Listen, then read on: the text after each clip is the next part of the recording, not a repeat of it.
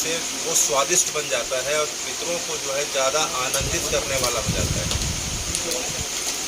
जल से भी जो है पितर आनंदित होते हैं, लेकिन जल में हम कुछ मिला दिए, जैसे हम शरबत में खसखस मिला दिए, तो कुछ गुलाब जल मिला दिए, ये मिला दिए, तो जो है ज़्यादा स्वाद आ जाता है। यही जो है नियम पितरों के लिए भी लागू होता है।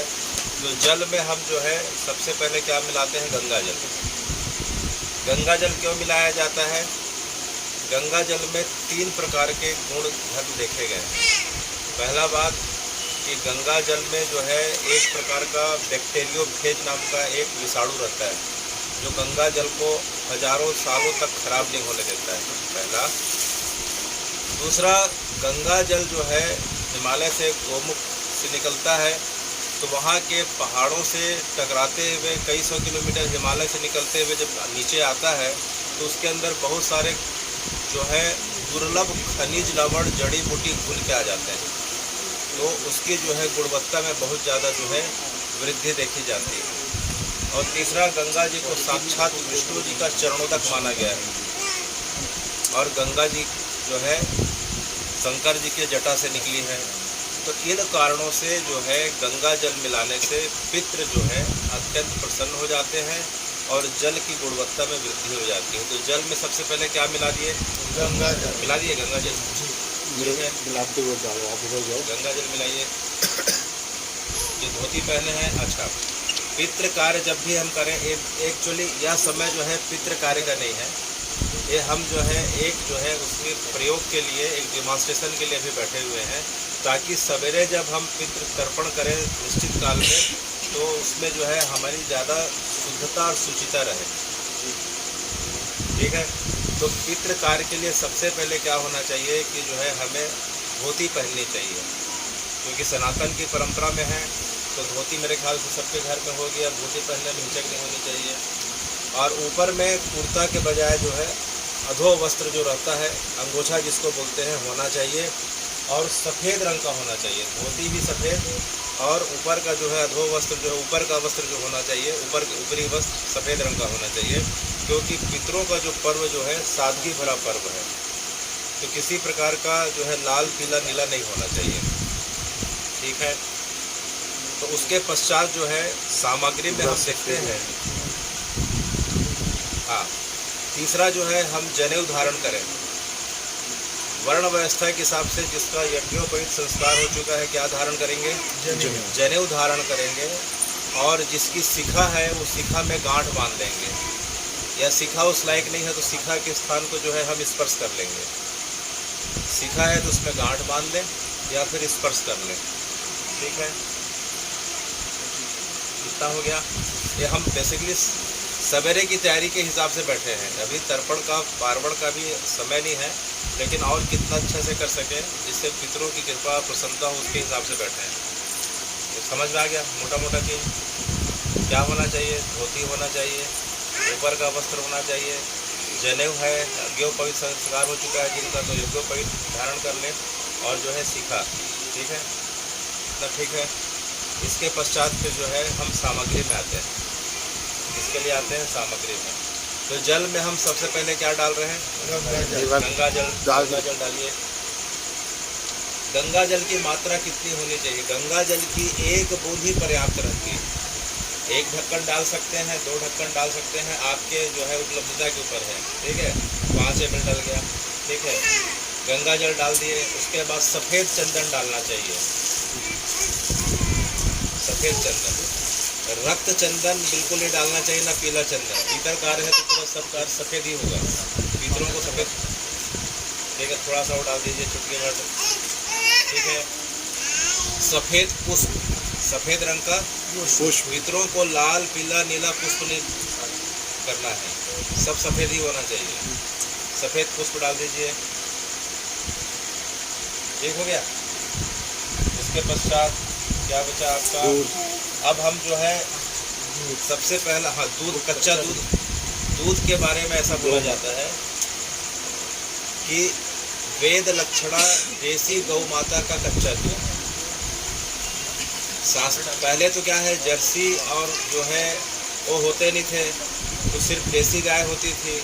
तो देसी गाय में ऐसा माना जाता है कि पूरे 33 कोटि देवताओं का निवास है, यानी उसका कहने का मतलब यह है कि देसी गाय का दूध जो है सबसे ज़्यादा शारीरिक, मानसिक, आत्मिक, आध्यात्मिक स्वास्थ्य के लिए लाभकारी माना गया है।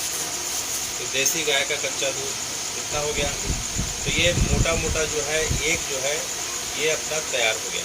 अक्षत, अब जो है अक्षत डालो। तो हाँ, अक्षत कहने का मतलब ये है कि सबसे पहला जो तर्पण होता है वो देव तर्पण होता है। क्या तर्पण होता है? देव तर्पण होता है। तो देवताओं के लिए अक्षत का प्रयोग किया जाता है। देवताओं के लिए अक्षत का प्रयोग किया जाता है। ऋषियों के लिए जौ का प्रयोग किया जाता है। और जब पीतर तर्पण की बारी आती है तो जो है काले तिल का प्रयोग किया जाता है। देवताओं को अक्षत प्रिय है, देवताओं को अक्षत प्रिय है, तब अक्षत उसमें डाल दें। अक्षत का मतलब ये होता है कि जिसका क्षय ना हो। चावल इसलिए उपयोग किया जाता है, पहला बात कि उसका रंग सफ़ेद है। हाँ, पानी जल अक्षत डालिए, अक्षत डालिए। देवताओं को जो है अक्षत प्रिय है, इसका मतलब क्या है? देवता तो बात की बात हो गया। अक्षत का मतलब ये होता है कि हम जब अक्षत को अर्पित करते हैं, अक्षत का मतलब होता है जिसका क्षय ना हो। तो उसके पीछे भावना ये रहती है कि हमारे वंश का जो है विस्तार होते रहे, क्षय ना हो। क्योंकि हम प्रकृति में जो भी चीज़ अर्पित करते हैं, प्रकृति उससे कई गुना हमें लौटाती है। हमने अक्षत अर्पित किया तो प्रकृति हमारे वंश की वृद्धि करेगी।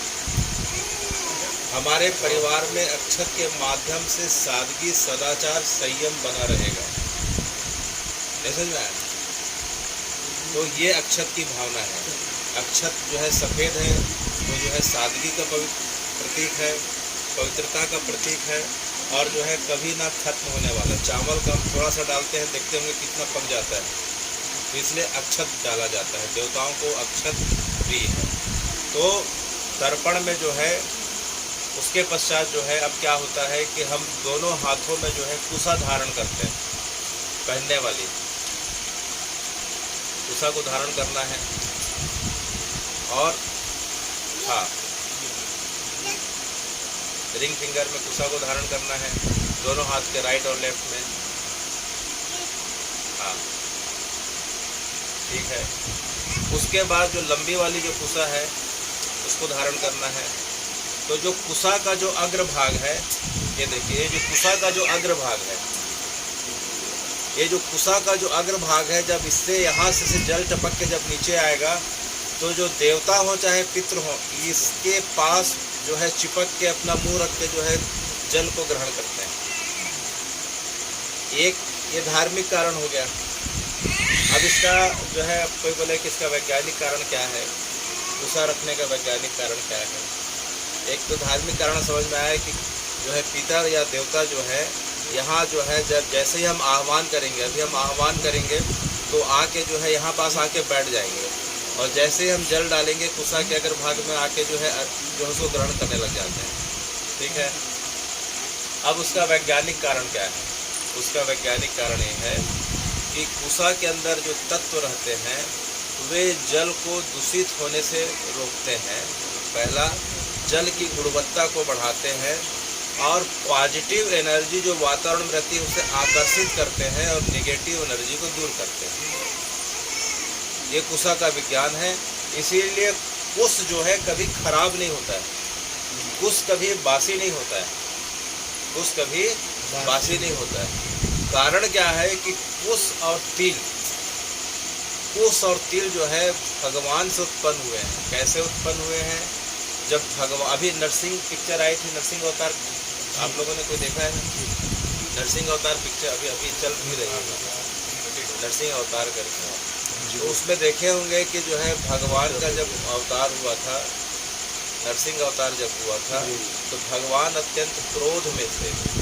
तो जब भगवान क्रोध में थे तो उनके शरीर से पसीना बहुत ज़्यादा निकलने लगा। क्रोध में कोई व्यक्ति पसीना से भर जाता है, तो उन्होंने अपने शरीर को झटकारा, तो पसीने की जो बूंदें जो पृथ्वी पे गिरती हैं, तो उस पसीने के बूंद से जो है दो चीज़ों की उत्पत्ति हुई। शास्त्र ऐसा बताते हैं।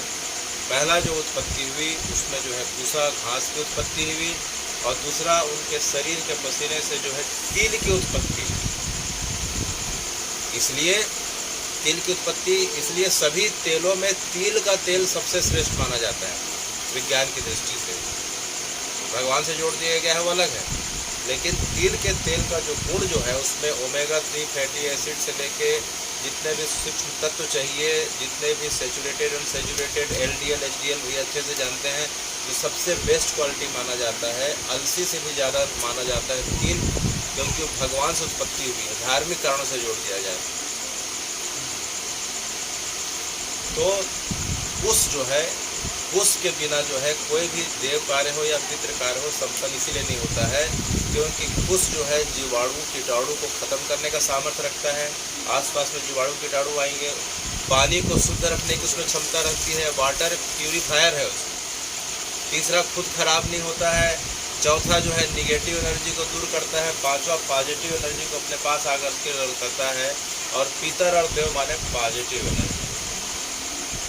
अब समझ में आए? तो हमें दोनों हाथों में कुश धारण कर लिए तो हमारे शरीर का जो है बायोमैग्नेटिक फील्ड अब जो है पॉजिटिव हो गया। अब हम चार्ज हो गए। अब हम क्या हो गए? चार्ज, पॉजिटिवली चार्ज हो गए अपने आप। कुश धारण कर लिए दोनों हाथों में। अब पवित्री धारण कर लिया। अब इसको पवित्री धारण कर लिया। अब ये क्या है? कुश। तो जब भी हम अर्पित करेंगे तो जो अग्रभाग ही जो है पितरों को और देवताओं को ग्राह्य होगा। ठीक है। तो अब जो है अब हम तर्पण के प्रोसेस में जा रहे हैं। जब हम तर्पण के लिए जब भी जाते हैं तो अब हमें बताइए कि आपको अपने किसी रिश्तेदार के घर जो है कुछ सामान को भेजना है या पार्सल करना है तो आप उसमें एड्रेस डालेंगे कि नहीं डालेंगे? जी। दुनिया के किसी भी कोने में कुछ भी डालेंगे, एड्रेस डालेंगे कि नहीं डालेंगे? डालेंगे ना एड्रेस। तो अब हम पितरों को जो है या चाहे देवताओं को जो है हम अर्पित करने जा रहे हैं तो इतने सारे देवी देवता हैं, इतने सारे पितर हैं।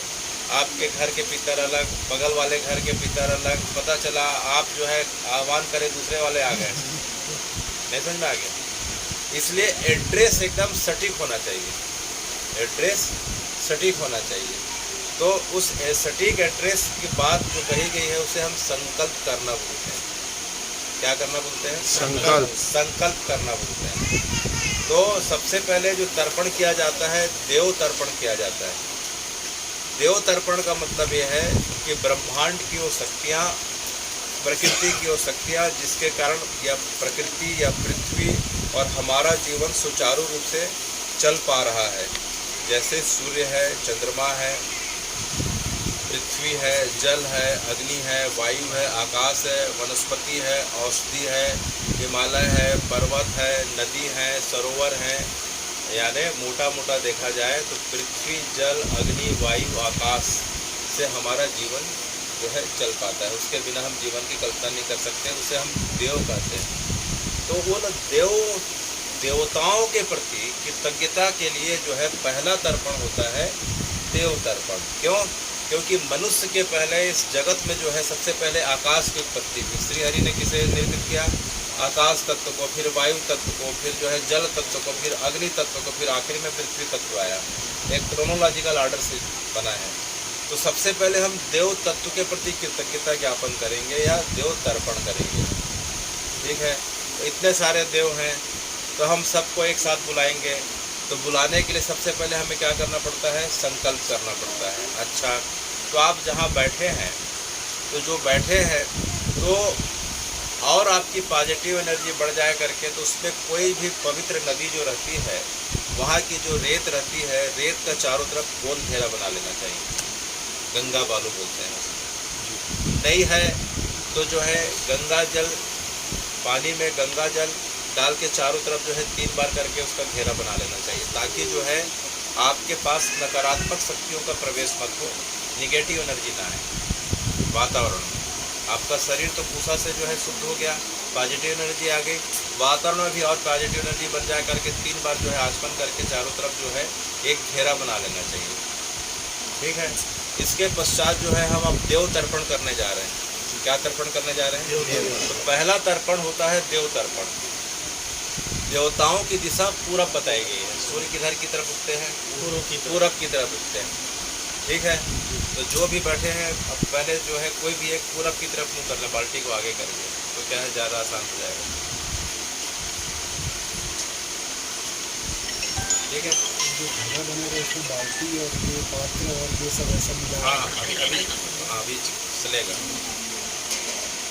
अभी तो क्या है कि इसमें डायरेक्शन बहुत ज़्यादा चेंज होगा ना, पूरब की तरफ, उत्तर की तरफ, दक्षिण की तरफ बहुत ज़्यादा रोटेट करना पड़ेगा, जगह छोटी पड़ जाएगी। तो अब हम किसी को भी जब हम देवकार या पितृकार करते हैं तो उन्हें बुलाते हैं या उनको एड्रेस करते हैं। तो एड्रेस करने के लिए क्या होता है कि नाम पता सही होना चाहिए।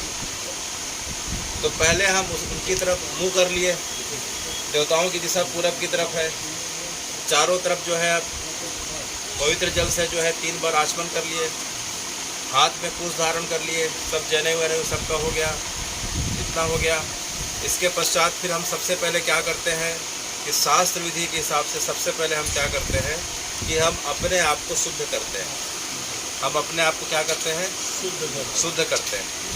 तो शुद्ध करने के लिए सबसे जो बताया गया है, क्या बताया गया है कि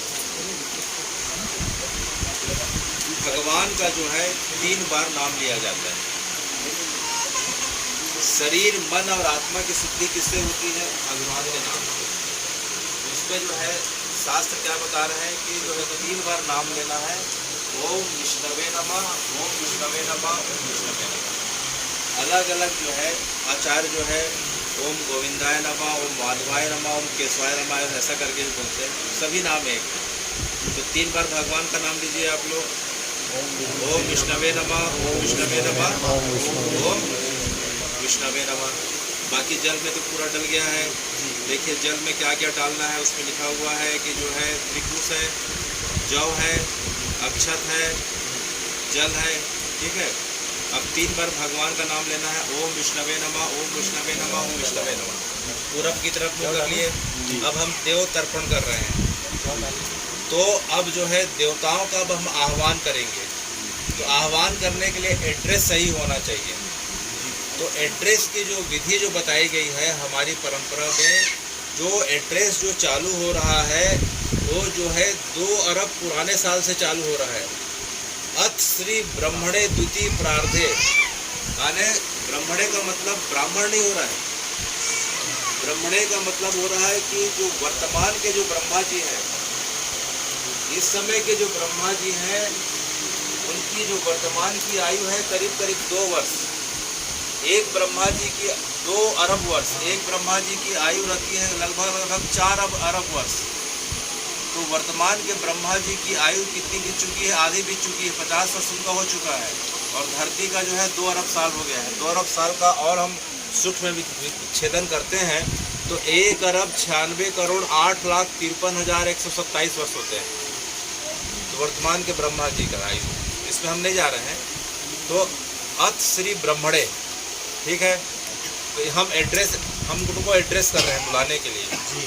तो हमारी परंपरा इतनी प्राचीन परंपरा है कि 2 अरब साल से लेके जो ब्रह्मा जी और बाकी देवी देवता भगवान के द्वारा नियुक्त कर दिए गए हैं, मैं उन सबको आह्वान कर रहा हूँ।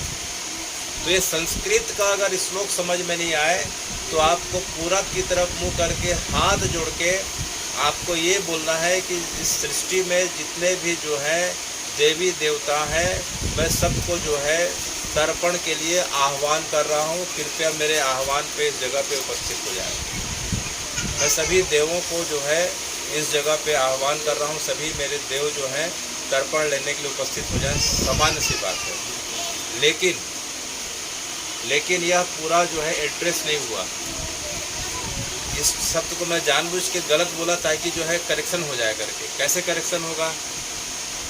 करेक्शन कैसे होगा कि आपको जो है, देखिए मैं पहले एक संस्कृत का पूरा बोल रहा हूँ, उसको फिर हिंदी में जो है हम प्रॉपर वे पे एक बार समझने का प्रयास करेंगे। क्यों? क्योंकि सबसे मूल एड्रेस है। अगर हम एड्रेस सही नहीं कर पाएंगे तो वो हमारे पास आ नहीं पाएंगे। जब पूरे लोग आ नहीं पाएंगे तो उनकी कृपा है, उनका आशीर्वाद नहीं मिलेगा। तो मैं इसको संक्षेप में बस एक बार नाम पढ़ के मैं इसका हिंदी में एक बार आपको बताऊंगा। अद श्री ब्रह्मणो द्वितीय प्रार्धे श्री श्वेत वराह कल्पे वैवस मन्वंतरे अष्टमी संतपे कलियुगे कलि प्रथम चरण जम्बूद्वीपे भरत खंडे भारतवर्षे आर्यवर्तक देशे अमुक संवत्सरे अमुक ऋतौ अमुक मासे अमुक पक्षे अमुक तिथो अमुक वासरे दिना प्रातः काले अमुक गोत्रा अमुक शर्मा अहम श्री परमेश्वर प्रीत्यर्थम देव ऋषि मनुष्य प्रीत्यर्थम करिष्ये। अब देखिए इसमें क्या एड्रेस हो रहा है। अत श्री ब्रह्मणो द्वितीय प्रार्धे, ब्रह्मा जी का जो है यह द्वितीय प्रार्ध चल रहा है, माने उनके 50 वर्ष पूरे हो गए, अब सेकेंड हाफ चल रहा है।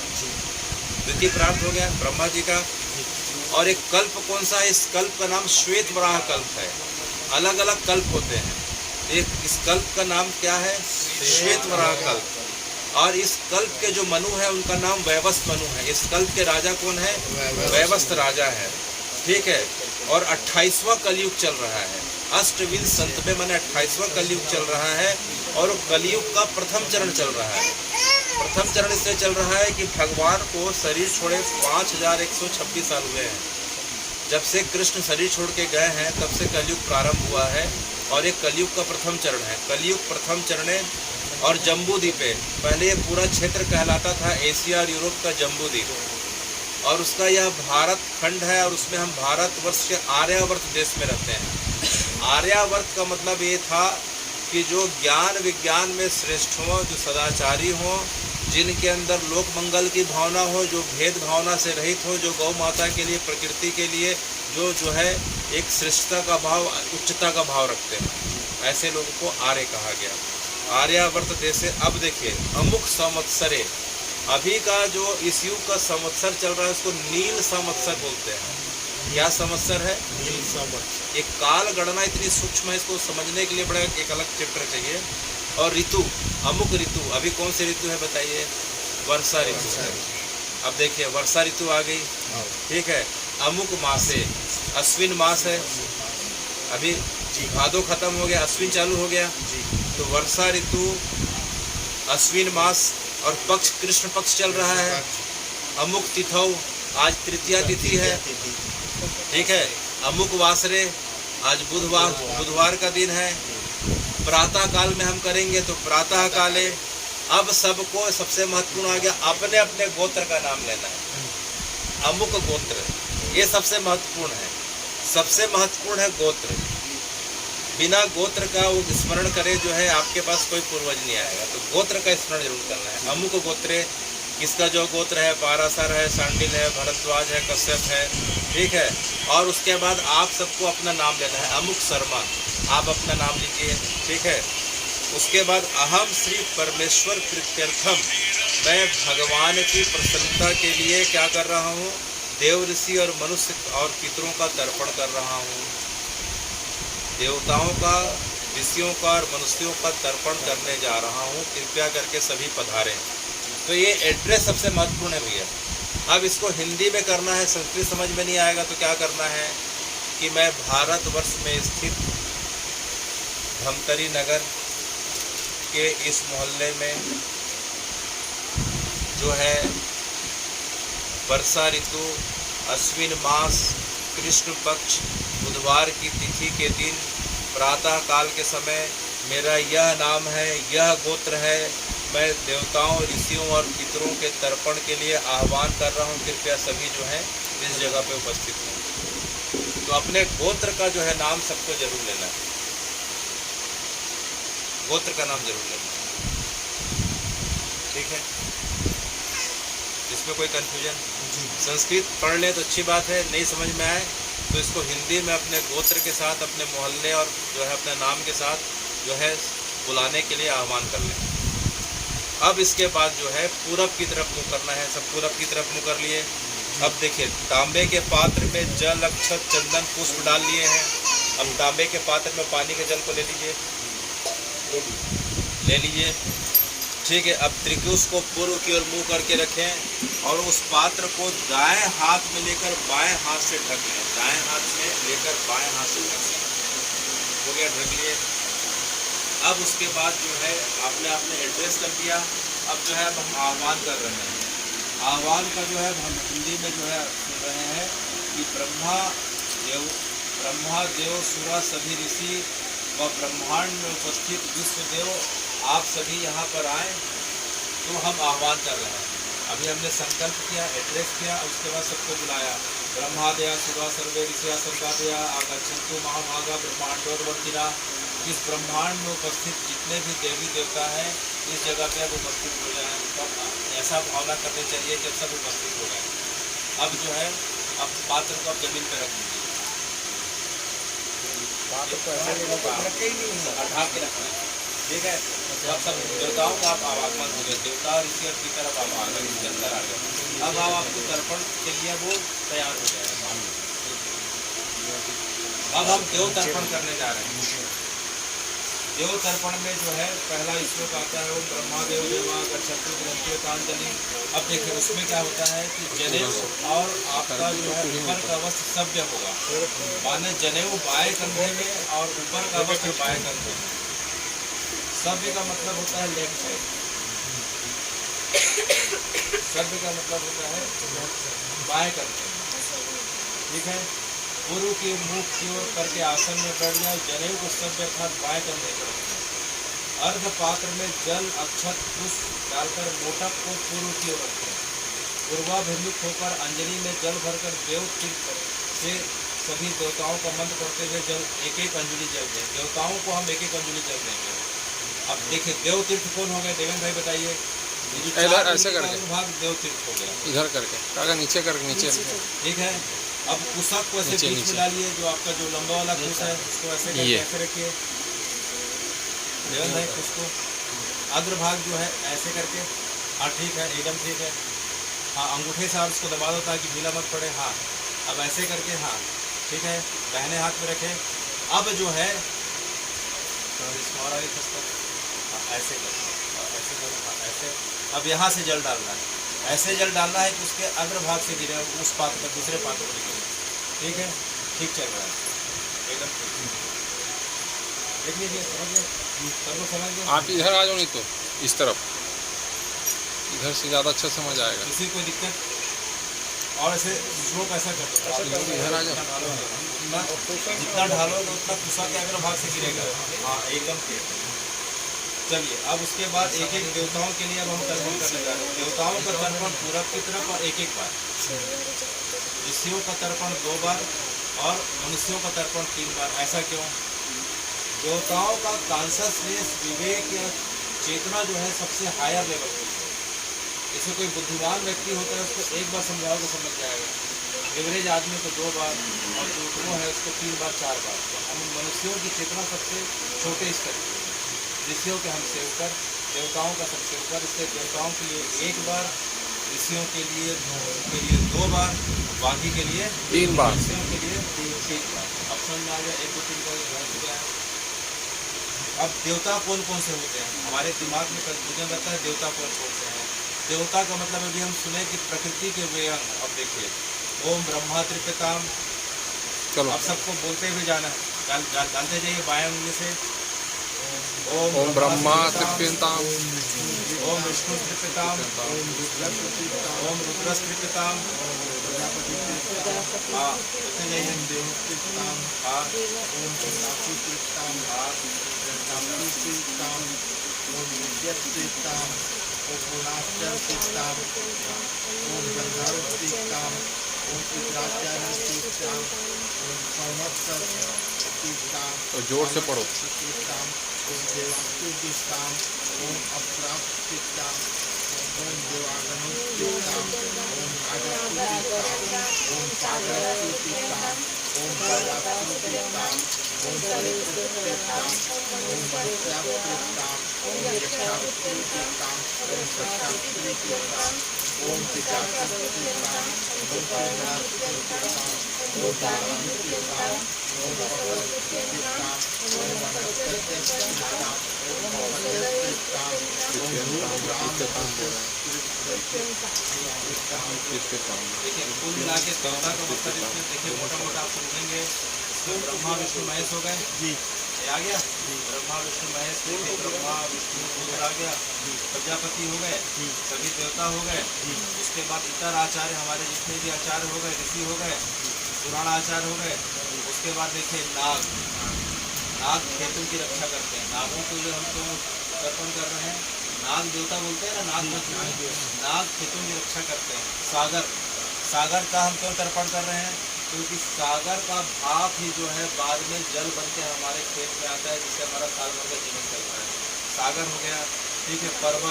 पर्वत जो है, पर्वत से नदियाँ निकलती हैं, नदियों का स्रोत पर्वत है। महानदी कहाँ से निकलती है? सियावा पर्वत से निकलती है, सरिता अर्थात नदी।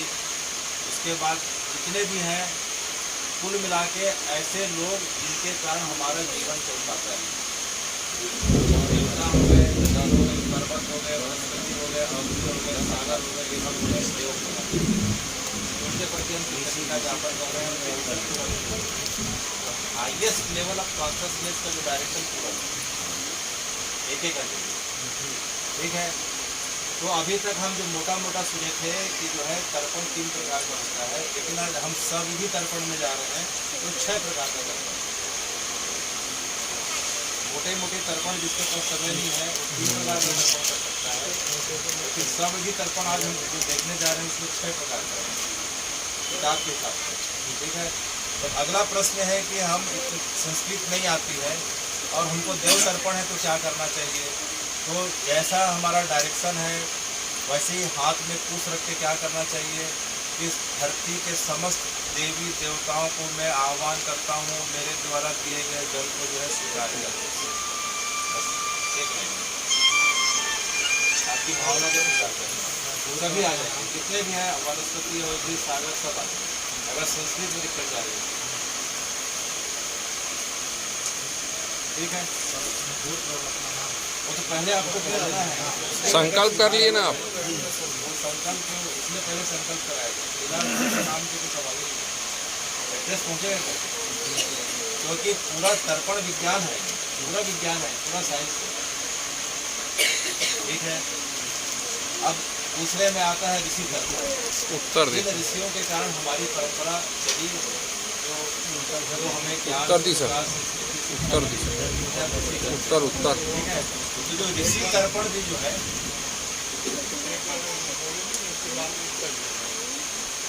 अभी तो इसी दिशा में, उत्तर दिशा बाबूजी बोल रहे हैं कि ऋषि तर्पण में उत्तर। हाँ, अभी आएगा। जो ऋषि तर्पण भी है वो हम जब मोटा जो 3 तर्पण करते हैं बाबूजी, तो उसमें जो है चेंज हो जाएगा अभी उत्तर की तरफ। अब लेकिन हम सविधि करने जा रहे हैं, उसमें 6 प्रकार के तर्पण होंगे। अभी चेंज नहीं हो रहा है, अभी चेंज नहीं होगा। वो जब दिव्य आएंगे, जब दिव्य ऋषि आएंगे उसमें उत्तर होगा। अभी जो है पूरब की तरफ है। तो जो ऋषि तर्पण अब हम इन ऋषियों के लिए जो करने के लिए जा रहे हैं, इसमें जो है बड़ी चत्री अंगिरा पुलस्त जो है, इसमें भी क्या होगा कि हम पूरब की तरफ मुँह करके ही बैठेंगे। हमारा डायरेक्शन क्या है? पूरब, और देव तीर्थी रहेगा। अब जो है देव तीर्थी रहेगा जैसे करे थे, और एक अंजलि देंगे, क्योंकि इनका स्थान देवताओं के बराबर बताया गया। ये जो ऋषि हैं देवतुल्य ऋषि कहने का मतलब, इसलिए पूरब की तरफ और देव तीर्थ से एक अंजलि, जैसे अभी करे थे ना देव तीर्थ में, वैसे ही करना है। चलिए, तो इसमें 10 ऋषियों का नाम आ रहा है। जो 10 ऋषि हैं वे देवतुल्य ऋषि हैं। 10 ऋषि जो है वो देवतुल्य ऋषि हैं, इसलिए पूरब की तरफ मुँह करके एक अंजलि से देव तीर्थ से देना है, ऐसे करके। चलिए, ओम मर्ची आदि 10 ऋषिया गच्छन्तु गृहन्तु एताञ्जलाञ्जलिं। ओम मर्ची स्त्रिप्यताम्, ओम अग्नि स्त्रिप्यताम्, ओम अग्निरा स्त्रिप्यताम्, ओम तुलसी स्त्रिप्यताम्, ओम तुलसी स्त्रिप्यताम्, ओम चित्तु स्त्रिप्यताम्, ओम वसुधा स्त्रिप्यताम्, ओम प्रेता स्त्रिप्यताम्, ओम विदु स्त्रिप्यताम्, ओम नारद स्त्रिप्यताम्। तो ये जो ऋषि हैं देवतुल्य ऋषि हैं, इसलिए इनकी दिशा पूरब की तरफ जा रही है, और एक अंजलि देव तीर्थ से देना है। इसमें 10 ऋषि आ रहे हैं, इसमें नाम आया।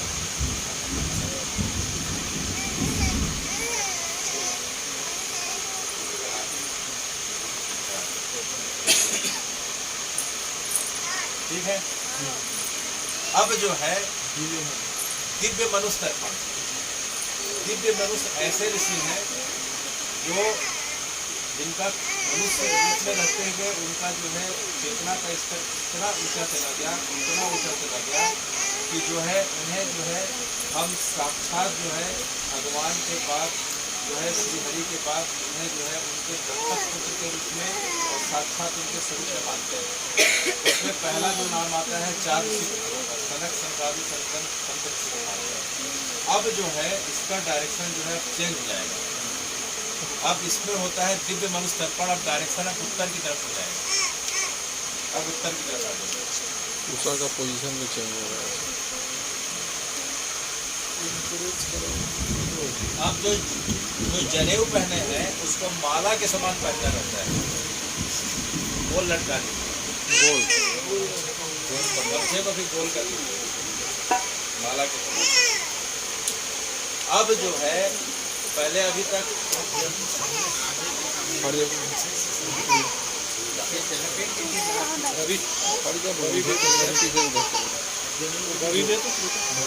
माला अब जो है जल में जो है अब जो है अभी तक अच्छा डाला था। अब क्या डालना है? पूरे इसमें अब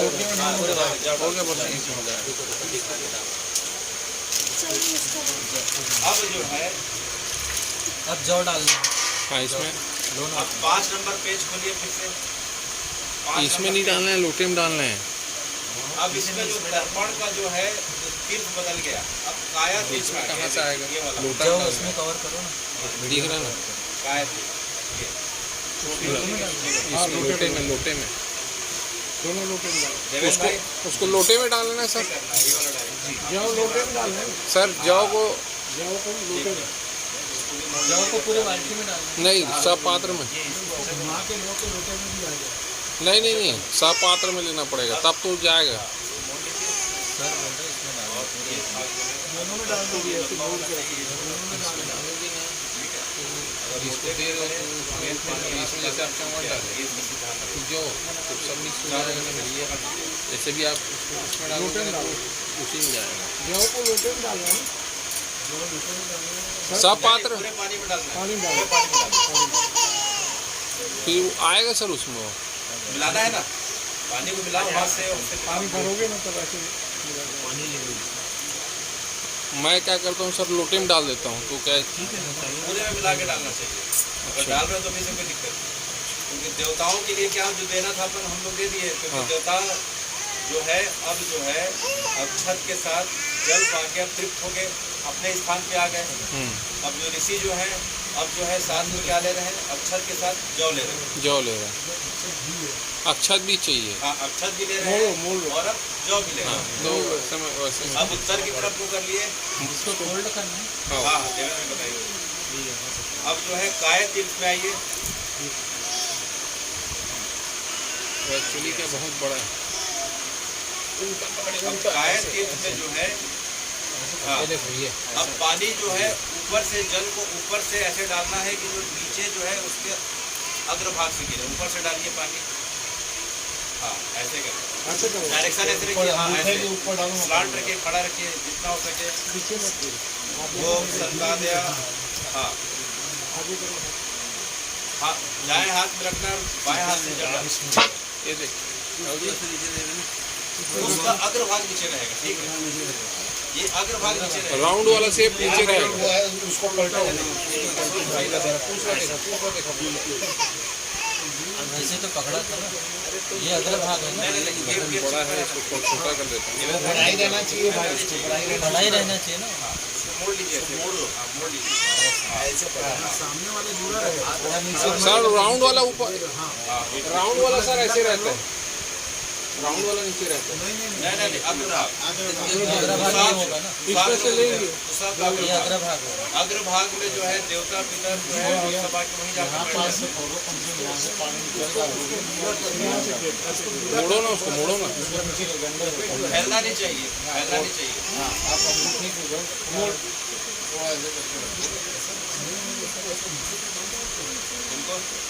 कर सकते हैं इसको इतना ये कर दो तो मोड़ के रखना है आपके हाथ से। ठीक है। अब जो है हाँ ठीक है, एकदम ठीक है। और मोड़ लो। भावना ये रहती है कि गुफा के अग्र भाग में जो है देवता पितर और उनके जो है आगे यहाँ बैठ जाते हैं और हमारे दिए गए जल को ये तो चलिए अब इसमें क्या करेंगे, काय तीर्थ हो गया, काय तीर्थ समझ गए। अब इसमें हाँ दिव्य मनुष्य के लिए अब जो है दो जो है अब इसमें दो अंजलि दिया जाएगा, दो बार बोला जाएगा, ठीक है। आह्वान के बाद में जो है हम दो बार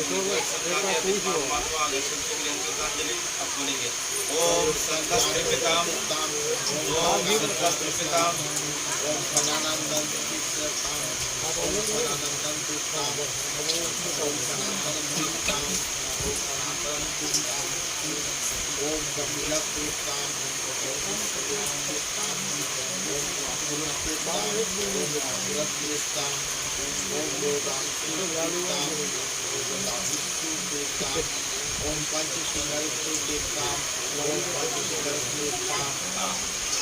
ये जो हो गया क्या हो गया, दिव्य मनुष्य तर्पण हो गया। अब इसके बाद जो आएगा अब जो है दिव्य पितर आएगा। तो अब जैसे ही पितर शब्द आया, जैसे ही पितर आ गया, अब जो है डायरेक्शन किधर हो जाएगा। अभी तक जनेऊ सभ्य था और अब इसी में क्या था कि जो है गोलाकार था, अब जो है दक्षिण की तरफ बैठेंगे, अब सभ्य हो जाएगा, दक्षिण की तरफ हो गए। अब जो है जनेऊ और ऊपर का जो है दाहिने कंधे पे आ जाएगा, ठीक है। अब थोड़ा फैल के बैठिए, उसमें एक मुद्रा आएगी, जिसको करते बने वो अच्छी बात है, नहीं करते बने कभी तो कोई दिक्कत नहीं।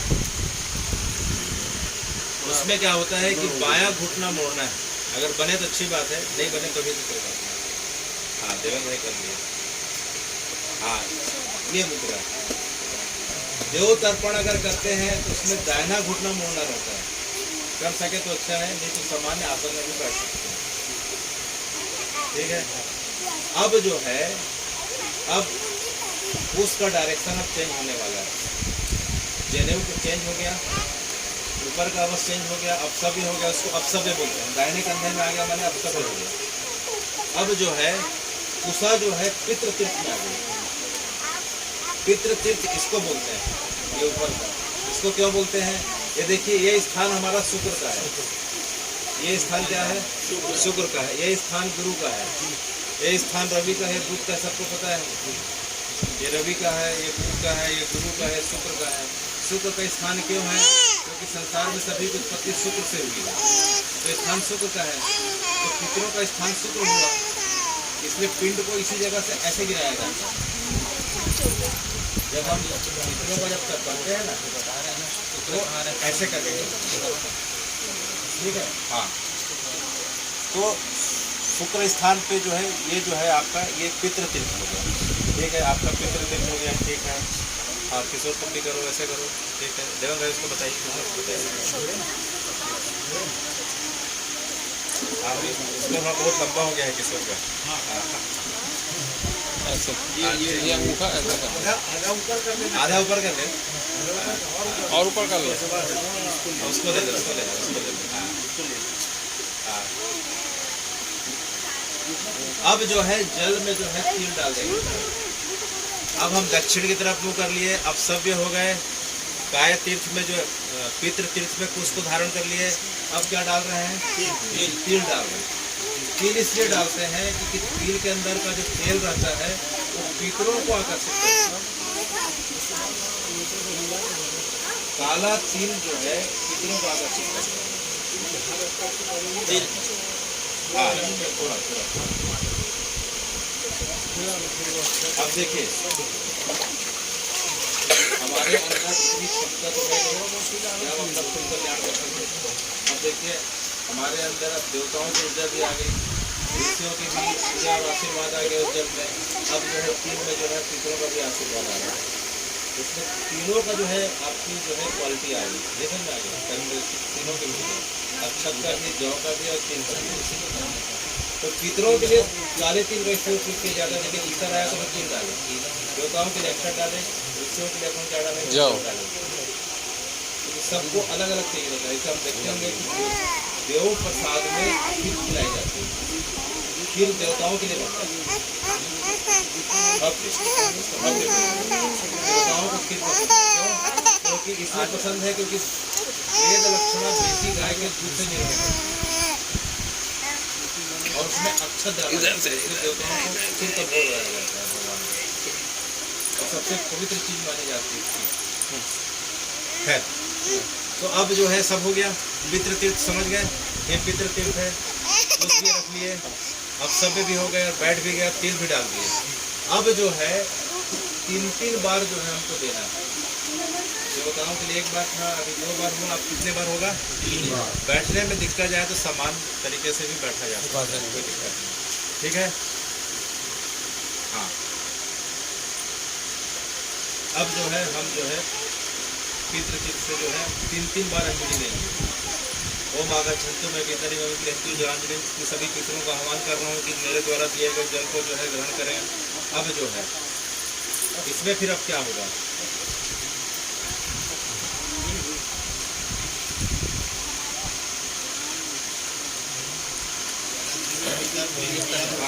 अच्छा, ओम कब देखिए ये जो है ना दिव्य पितर है। पितरों का जो है 3 कैटेगरी है। पितर तर्पण में जाएंगे, अगर बैठना देवेंगे तो बढ़ जाएंगे आराम से। पितरों में जो है 3 कैटेगरी है, 3 लेयर है।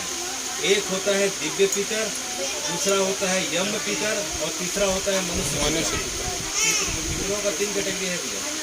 दिव्य पितर में जो है उसको समझने के लिए दूसरे तरीके से समझे, उसमें बहिर्सद होते हैं, अग्निस्वात्ता होते हैं, सोमपा होते हैं, अलग अलग कैटेगरी के होते हैं। इसको बोलते हैं दिव्य पितर। एक होता है यम पितर। यम पितर माने कि जो हमारे प्राणों को हर के यमलोक से लेकर पितर लोक तक पहुंचाता है, उसे हम यम पितर बोलते हैं। यम के भी उसमें करीब 14 प्रकार होते हैं। यम के 14 प्रकार और 14 नाम होते हैं। तो पहले हम दिव्य पितरों को तर्पण करेंगे, फिर यम को तर्पण करेंगे, फिर उसके बाद हम अपने परिवार के लिए और गोत्र के लिए तर्पण करेंगे। तो पितरों की 3 कैटेगरी है। देखिए इतना जो है सूक्ष्म विज्ञान है। पितरों को 3 भाग दिया गया है, दिव्य, यम और मनुष्य। तो हम दिव्य पितरों की ओर जा रहे हैं। ठीक है, चलिए इसमें 3-3 अंजलि देना है। ओम कम वाड़ा देव दिव्य पितरा गच्छन्तु गृहन्तो तांजलि। हाँ, इसमें जो नाम जो है ना वो पितरों का नाम है। ओम कव्य वाड़ा नलस तृप्यताम इदम सलिलम जललम तस्मै सुधा नमः तस्मै सुधा नमः तस्मै सुधा नमः। इसका अर्थ क्या हुआ? देखिए इसका पहले अर्थ समझेंगे तो क्या हुआ कि आपके भाव की वृद्धि होगी। ये जो नाम लिया गया उस पितर का नाम है कव्य वाड़ा नल। उसका नाम क्या है? पितर का नाम कव्य वाड़ा नल पितर का नाम है। ठीक है, और इदम माने यह, सलीलम माने जो पवित्र ठंडा, जलम माने जल, तस्मै माने उनको, और जो है स्वधा नमा माने उनको मैं अर्पित करता हूँ। क्योंकि पितृ कार्य में जो है स्वधा बोला जाता है, देव कार्य में स्वाहा बोला जाता है। देव कार्य में स्वाहा और पितृ कार्य में स्वधा, इसलिए स्वधा नमा। तो काव्य वाडनल पितर का नाम है। अब दूसरे में आएगा सोमपा, वो भी पितर का नाम है। तीसरा यम जो है वो भी दिव्य पितर का नाम है। ऐरमा दिव्य पितर का नाम है। अग्निस्वात्ता पितर का नाम है। सोमपा पितर का नाम है। बैठक पितर का नाम है। तो जो पहला जो शब्द पड़ेगा वो दिव्य पितर का नाम है, इसको समझना पड़ेगा। समझ गए? उसके बाद इदम माने या, सैलम माने जो है ठंडा, अच्छा, पवित्र, और जल जो है मैं आपको अर्पित करता हूँ, स्वधा नमः। ठीक है, चलिए 3-3 बार। ओम काव्य वाडनल कृपिताम इदम सैलम जलम तस्मै स्वधा नमः तस्मै स्वधा नमः तस्मै स्वधा नमः तस्मै स्वधा। ओम सोम का कृपिताम इदम सैलम जलम तस्मै स्वधा नमः तस्मै स्वधा नमः तस्मै स्वधा नमः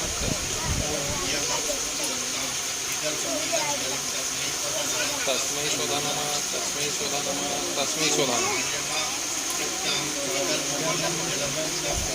तस्मै स्वधा नमः तस्मै स्वधा नमः तस्मै स्वधा नमः। आगे ऐसे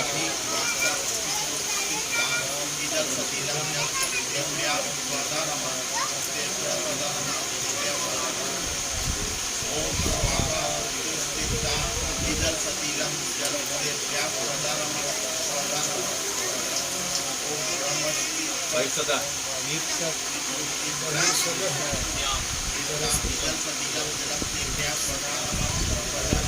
तेभ्य सर इसमें एक नया देखिए अभी तक आया था सोमपा से जो आ रहा है, क्या हो रहा है कि यहाँ से आ रहा है तेभ्या आ रहा है, अग्निस्वात्ता से क्या आ रहा है तेभ्या। अभी तक अग्निस्वात्ता के पहले जितने भी थे एक थे, अब अग्निस्वात्ता माने ग्रुप ऑफ पितर हो गए, तो तस्मई एक के लिए बोला जाता है। तेभ्या माने बहुवचन, तेभ्या माने बहुवचन, ग्रुप ऑफ पीपल हो गया समूह में, इसलिए तेभ्या आ गया। समझ में आ गया।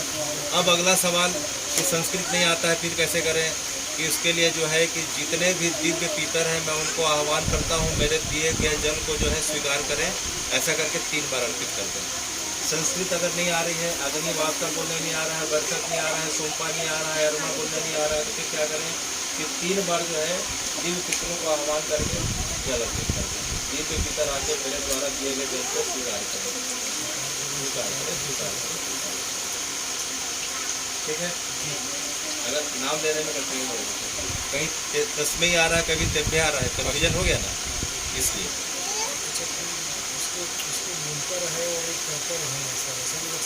चल सकता है। इसलिए तो बोलते हैं ना कुल पुरोहित बुला के कराना चाहिए करके।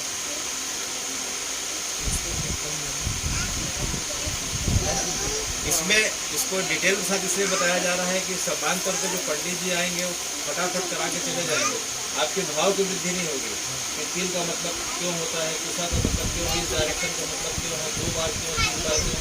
हम एक एक चीज़ को जो है काफ़ी एक्सप्लोर करते हुए आगे जा रहे हैं। इसका मतलब ये है कि हम उस चीज़ को जाने और भाव की वृद्धि हो। उससे क्या होगा कि हमें पितरों का और देवताओं का आशीर्वाद अपने आप ही अनायत भी होने लग जाता है, क्योंकि पूरा खेल भाव का है आपको। जी मैकेनिकल हो जाएगा, करना बताया कर पाएगा। ठीक है, तो अगर जो है हम आराम से भी बढ़ सकते हैं, दिक्कत नहीं। पितर कार्य में जल्दी नहीं करना चाहिए, क्रोध नहीं करना चाहिए, और तीसरा जो है सादगी होना चाहिए। 3 चीज़ का नियम बताया गया कि मन को महसूस के भी नहीं करना चाहिए। तकलीफ हो रहा है तो आराम से बैठ सकते हैं, कोई दिक्कत नहीं, बन जाएगा। उसके बाद हम पहला हो गया दिव्य पितर तर्पण, अब दूसरा है दिशा भी वही रहेगा, अपशब्द भी वही रहेगा, पितृतीर्थ भी वही रहेगा, यम तर्पण कर रहे हैं। यम जो होते हैं यम के लिए जो है हम तर्पण करने जा रहे हैं। क्यों? क्योंकि यम ही है जो हमारी आत्मा को जो है पूरे जो है 10,33,000 किलोमीटर की दूरी तय करने के बाद पितर लोग ले जाते हैं। तो जो है इतने प्रकार के यम का हम नाम लेंगे, तो 14 प्रकार के यम है, उनको 3-3 बार अर्पित करना है। अगर हम यम का नाम नहीं ले पाए तो जितने प्रकार के यम है मैं सबको जो है अर्पित कर रहा हूँ, तो स्वीकार करेगा। ओम यम आदि चतुर्देव आगच्छन्तु गृहीतांजलि, अर्थात जितने भी 14 प्रकार के यम है कृपया करके यहाँ आवे और मेरे द्वारा दिए गए जल को ग्रहण करें। ओम यमाय नमः, ओम यमाय नमः, ओम यमाय नमः, ओम यमाय नमः, धर्मराजाय नमः, धर्मराजाय नमः, धर्मराजाय नमः, ओम मृत्युवे नमः, ओम मृत्युवे नमः, ओम मृत्युवे नमः, ओम मृत्युवे नमः, ओम अंधकाय नमः, ओम अंधकाय नमः, ओम व्यवस्थाय नमः, ओम कालाय नमः, ओम कालाय नमः, ओम कालाय नमः, ओम कालाय नमः, ओम सर्वभूताय नमः, सर्वभूताय नमः, ओम मधुकराय नमः, ओम मधुकराय नमः, ओम मधुकराय नमः, ओम लताय नमः, ओम लताय नमः, ओम लताय नमः, ओम नीलाय नमः, ओम नीलाय नमः, ओम नीलाय नमः, ओम परमेश्वरी नमः, ओम परमेश्वरी नमः, ओम परमेश्वरी नमः, ओम भोगराय नमः, ओम भोगराय नमः, ओम चित्राय नमः, ओम चित्राय नमः, ओम चित्रगुप्ताय नमः, ओम चित्रगुप्ताय नमः, ओम चित्रगुप्ताय नमः। 14 प्रकार के यम हैं, समझा? तो अगर नाम नहीं ले पा रहे हैं तो जो है 14 प्रकार के यम कृपया करके हाँ लें और मेरे द्वारा दिए गए जरूर। इसका फायदा क्या है कि यम लोक की जो यात्रा रहती है वो जैसे किसी से आपकी सेटिंग हो जाए तो मामला जल्दी निपट नहीं जाता है, घंटों लाइन लगा देता है, सिंपल सी बात है। तो यम को पसंद किया जा रहा है, समझ में आया? ये बोले जो है जीते जी जो है मेरा काफ़ी ध्यान रखा है, मुझे हर समय याद किया है कहने से। इसकी जो यम लोग की यात्रा है इसको सुगम बना दिया जाए। तो बाकी को तो कोड़ा मारते हुए ले जाते हैं, हम पढ़े हैं, सुने भी हैं, हर साल सुनते भी हैं, सुना भी है कि उसके माध्यम से लेकिन इसमें क्या है कि जो है यम की अगर कृपा हो गई ऐसा है। ठीक है, अब देखिए तो दिव्य पीतर तर्पण हो गया, यम तर्पण हो गया, डायरेक्शन भी सब कुछ वही 3-3 बार चल रहा है। अब सबको समझ में आ गया। पूसा के अग्रभाग से जितना ज़्यादा अच्छे से पानी गिरे उतना ज़्यादा तृप्ति होती है। प्रयास ये करें कि अगल बगल फैले ना करके, इसे स्लांटिंग माने जितना झुका हो उतना अच्छा रहेगा। ये देख अब इसके बाद सबसे महत्वपूर्ण जो आ रहा है कि हमारा खुद का व्यक्तिगत तर्पण आ रहा है। और अक्सर जो होता है यही कंफ्यूजन होता है कि पितृ तर्पण में लोग क्या करते हैं, पिताजी, दादाजी, परदादा, नाना, नानी, परनानी और अपने रिश्तेदारों के लिए दे के छुट्टी पा जाते हैं। देखिए उसके पहले अभी कितना तर्पण हुआ कि नहीं हुआ। अब आखिरी में हमारे घर के लिए आ रहा है, आखिरी में घर के लिए आ रहा है। तो हमारे घर का भी जो है उसमें भी जो है 3 टायर सिस्टम चलता है, जिसको कल हम लोग बात कर रहे थे डीएनए। पहले दादा पक्ष, उसके बाद नाना पक्ष, माता पक्ष, नाना पक्ष, उसके बाद स्वगोत्री जितने भी लोग, और उसके बाद समाज, राष्ट्र, धर्म, ब्रह्मांड में जितने लोग हैं सबके लिए 3 टायर सिस्टम चलने वाला है। बैठना है तो फिर से बैठ जाइएगा, ठीक है। अब बैठी जाओ, आराम से बैठे जाओ। वो लोगों को बताना था उतना तो बता दिया, बैठ जाइए आराम से बैठो आप। वास्तव में करो तो वैसे करना। ठीक है, देखिए मनुष्य पितृ तर्पण में जो है कितना क्रम चलता है। पहला स्वगोत्र, हमारा जो गोत्र है उसमें कौन कौन आ गए, पिताजी आ गए, दादाजी आ गए, परदादा आ गए, ठीक है। फिर माताजी आ गई, दादी आ गई, परदादी आ गई, ठीक है। उसके बाद द्वितीय गोत्र, उसमें कौन कौन आ गए, नाना आ गए, परनाना आ गए, वृद्ध परनाना आ गए, नानी आ गई, परनानी आ गई, वृद्ध नानी आ गई। उसके बाद पत्नी और बाकी समाज और बाकी लोग का गोत्र आ गया। तो हमारी तर्पण की भावना इतनी विशाल और उदार है कि इसमें जो है अपने पक्ष से लेके पूरा का पूरा जो है समाज, राष्ट्र, परिवार से लेके पूरे ब्रह्मांड तक को ले लिया गया है। इतनी बृहद और विशाल परंपरा है।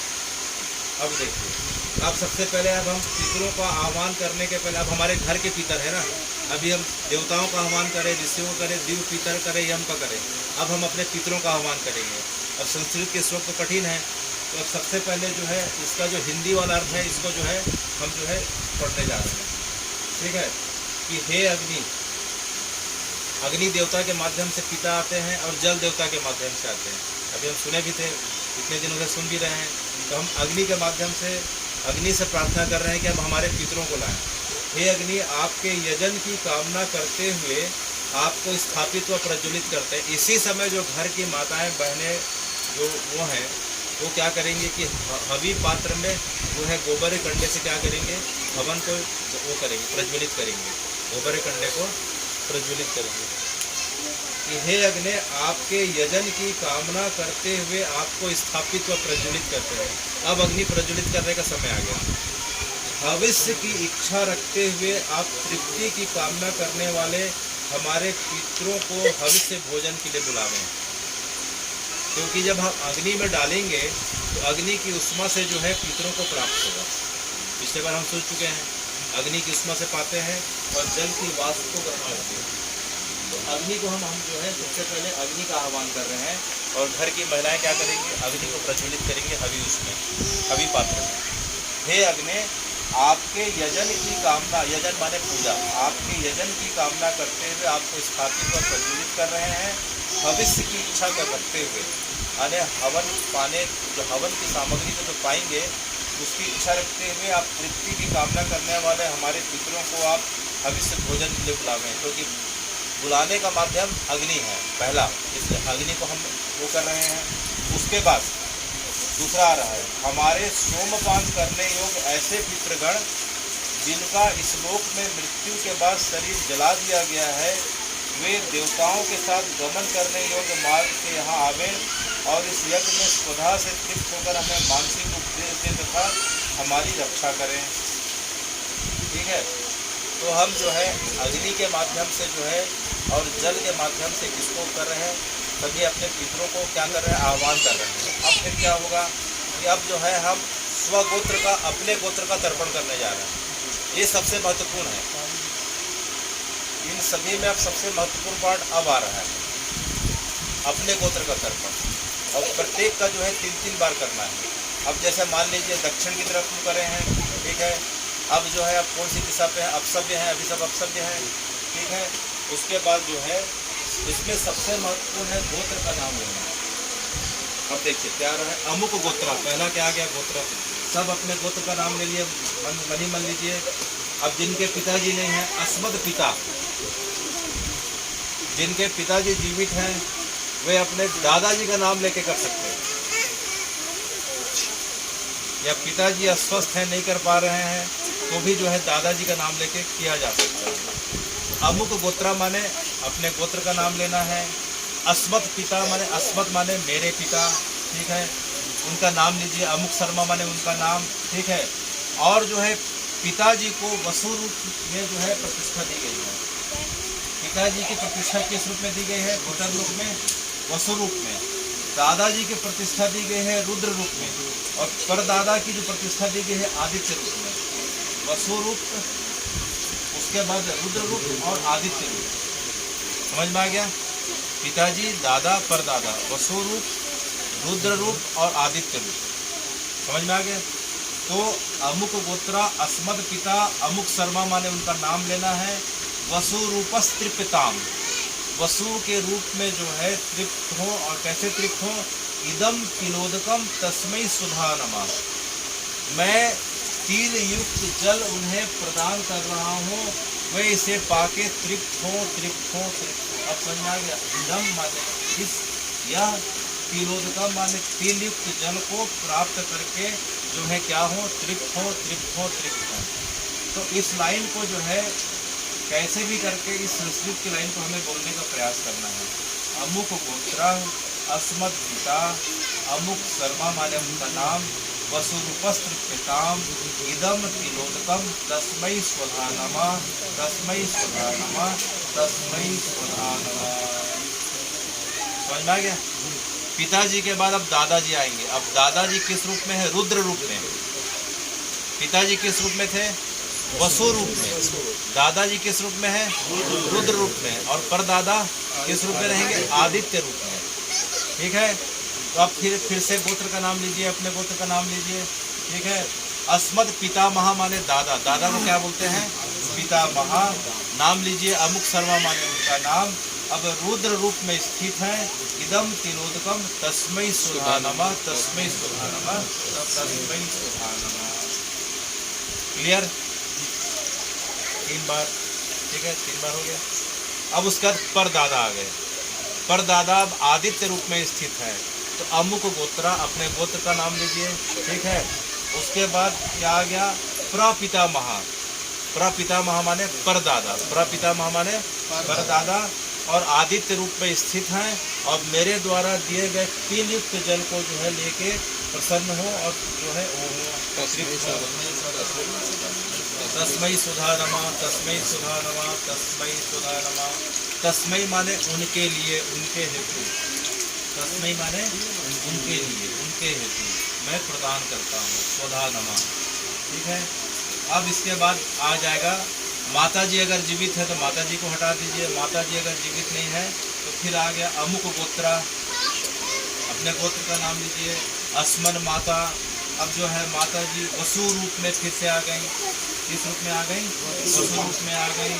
फिर जो है वसु रूपा त्रिकताम इदम तिलोदकम तस्यै सुधा नमः, तस्यै, तस्यै सुधा नमः, तस्यै सुधा नमः, तस्यै। अब पिताजी के लिए तस्मै आया क्योंकि वो पुरुष नहीं है। माता जी स्त्रीलिंग है, इसलिए तस्मै आ गए। तस्मै का तस्मै आ जाता है संस्कृत में। तस्मै, तस्मै, तस्मै का तस्मै आ गया। अब समझ में आ गया? तस्मै सुधा नमः, तस्मै सुधा नमः, तस्मै सुधा नमः। ठीक है, अब उसके बाद जो आ गया दादी के लिए आ गया। फिर से गोत्र का नाम लीजिए। अमुक गोत्रा अस्मद पितामही, पितामही माने दादी। अमुक देवी, उनका नाम लीजिए। अब दादी रुद्र रूप में है, जैसे दादा रुद्र रूप में थे, तो रुद्र रूपा हो गया, रूप से क्या हो गया, रुद्र रूपा। तृप्यतम इदम तिलोदकम तस्यै सुधा नमः, तस्यै सुधा नमः, तस्यै सुधा नमः। तिल युक्त जल उन्हें प्रदान कर रहा हूँ दादी जी को, वे पाके जो है तृप्त हो। इसके बाद अब पर दादी, फिर से गोत्र का नाम लीजिए। अमुक गोत्रा अस्मत् प्रपितामही, परदादी उनका नाम लीजिए अगर याद हो तो। परदादी आदित्य रूप में, आदित्य रूपा। परदादी दादा के लिए रूप था, इनके लिए रूपा हो गया। आदित्य रूपा तृप्यतम इदम तिलोदकम तस्यै सुधारमा, तस्यै सुधारमा, तस्यै सुधारमा। दादी का महाराज गोत्र की बात है तो उसमें जो गोत्र पिता जी है दादा का उसको लेना है या जो अपना ही है? एक ही चल रहा है यार, कर तो आप रहे हो तो आप ही रहे। ये तो तुम्हारा स्वगोत्र चल रहा है ना अभी। अब द्वितीय गोत्र आएगा, अब नानी पक्ष द्वितीय गोत्र हो गया। अब देखिए, अब सौतेली माँ वाला तो इधर है ही नहीं, जिसकी सौतेली माँ हो उसका करेगा, ठीक है। उसके पश्चात जो है पितृ तीर्थ से जल गिराते रहना है। अब जल गिराते रहिए और जो है हिंदी में हम पाठ कर रहे हैं।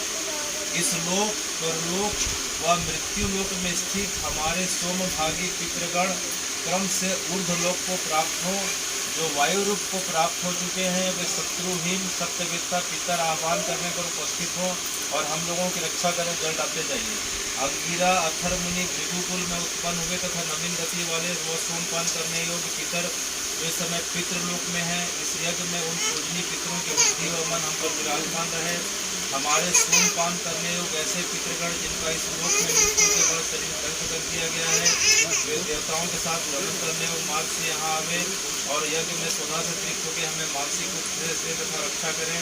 इसके बाद हम जल का आह्वान कर रहे हैं। हे जल, आप अन्न रोग व मृत्यु को दूर करने वाले, किए व कष्ट को मिटाने वाले, दूध का वहन करने तथा सभी और प्रवाहित होने वाले हो। आप पितरों की हविष रूप हो, इसलिए पितरों को तृप्त करो। अब जो है पितृभ्या स्वादिभ्या सुधा नमा, पानी डालते जाइए। पितामहेभ्या स्वादिभ्या सुधा नमा, पितामहेभ्या स्वादिभ्या सुधा नमा। अक्षन पितरो मंडत पितरो अतिथ पितर पितरा पितरा शुद्ध धाम। पितरों को सुधारूपी अन्न प्राप्त हो, उन्हें हमारा नमस्कार है। पितामहों को सुधारूपी अन्न प्राप्त हो, उन्हें हमारा नमस्कार है। पितामहों को सुधारूपी अन्न प्राप्त हो, उन्हें हमारा नमस्कार है। पितर पूर्ण आहार कर आनंदित हुए। हे पितरों, आप आचमन कर शुद्ध हो। अभी तक हमने सभी पितरों को क्या किया था, जल दिया था। अब जो है हम अन्न प्रदान कर रहे हैं, तो मानसिक रूप से अन्न प्रदान कर रहे हैं। पितरों को अन्न प्राप्त हो, पितामहों को सुधारूपी अन्न प्राप्त हो, पितामहों को सुधारूपी अन्न प्राप्त हो, उन्हें हमारा नमस्कार है। ठीक है। इसके बाद अब देखिए, जो पितर वर्तमान में डालते जाएंगे, जो पितर वर्तमान में इस लोक में है या नहीं है, जो पृथ्वी लोक में है या नहीं है, अनेकों लोक हैं, 14 लोक हैं, तथा जिन पितरों को हम जानते हैं या स्मरण में नहीं होने से नहीं जानते हैं, जैसे हमारी 3 पीढ़ी के अलावा हम नहीं जान पाए, 7 पीढ़ी के अलावा 21 पीढ़ियों को नहीं जान पाए, उन सबके लिए है। हे जात वेदा, जात वेदा माने श्री हरि विष्णु जी को बोला गया है। हे जात वेदा, आप उन सभी पितरों को जानते हैं, अतएव उनके निमित्त दिए हुए स्वधा का सेवन करें। 3 पीढ़ी के अलावा बाकी पीढ़ियों को हम नहीं जानते हैं किसी कारण से, लेकिन आप जानते हैं, तो आप उनसे निमित्त ग्रहण करें। ठीक है। अब पानी हो दीजिए। यजमान के लिए वायु मधु की वर्षा करती है, बहने वाली नदी मधु के समान मधुर स्रोत बहाती है। समस्त अवधि हमारे लिए मधुर रस युक्त हो, वनस्पति अवधि हमारे लिए मधुर रस युक्त हो, समस्त गाय साध्वी मधु के समान दूध देने वाली हो। ओम नमो व पितराय। हे पितृगण, आपसे संबंध रखने वाली। अब पितरों की जो है इसमें जो है प्रशंसा की जा रही है, स्तुति की जा रही है। अभी तक हमने क्या किया, पितरों को जल दिया और भोजन दिया। अब क्या कर रहे हैं कि अब उनकी स्तुति कर रहे हैं, बैठा के उनकी स्तुति कर रहे हैं। कैसे स्तुति कर रहे हैं? हे पितृगण, आपसे संबंध रखने वाली रस रूपी बसंत ऋतु का नमस्कार है। शोषण करने वाली ग्रीष्म ऋतु का नमस्कार है।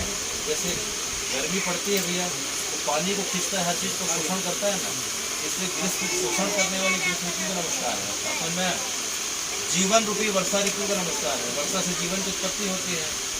स्वधा रूपी शरद ऋतु का नमस्कार है। क्रोध रूपी शिशिर ऋतु का नमस्कार है। हे पितरों, आप हमें उत्तम गृह प्रदान करें। हम देने योग्य उत्तम वस्तुओं को आपको अर्पण करते हैं। जो आपके लिए सूत्ररूपी वस्त्र इसे धारण करें, मानसिक रूप से उन्हें हम सूत्ररूपी वस्त्र प्रदान करेंगे। अब जो है द्वितीय गोत्र माने माता पक्ष का जो आने वाला है, सेकेंड DNA में नाना पक्ष, दादा पक्ष हो गया, अब नाना पक्ष आ गया, ठीक है। तो वही दक्षिण की दिशा होगा, अपसव्य होगा, वही पितृतीर्थ होगा 3-3 बार, ठीक है। तो अब इसका विस्तार नहीं करेंगे, बस एक बार छोड़ के बाकी आप लोग करते रहिएगा, तो क्या बहुत लंबा हो जाएगा। तो इसमें भी जो है अपने गोत्र का नाम लेना है, ठीक है। अस्मन माता महा माने नाना जी का नाम लेना है, ठीक है, नाना जी का नाम लेना है। और नाना जी देखिए फिर इसमें वसुरूप 3 ही रूप चलता है, नाना है तो वसुरूप, उसके बाद रुद्र रूप, फिर आदित्य रूप, वसु रुद्र आदित्य, बस 3 ही ऐसा चलेगा। तो वसुरूप में नाना जी हैं, उन्हें मैं 3 युक्त जल प्रदान करता हूँ, इसे ग्रहण करके जो है प्रसन्न होता हूँ, बस ऐसा करके 3 बार जलांजलि देंगे। एक बार बस नाना जी के कर दो, उसके बाद फिर आगे बढ़ेंगे। अमुक गोत्रा अस्मद माता महा अमुक शर्मा, उनका नाम वसुरूपस्त्रिपिताम इदम तिलोदकम तस्मै स्वधा नमा, तस्मै स्वधा नमा, तस्मै स्वधा नमा। एक बार नानी का ले लेते हैं, ठीक है।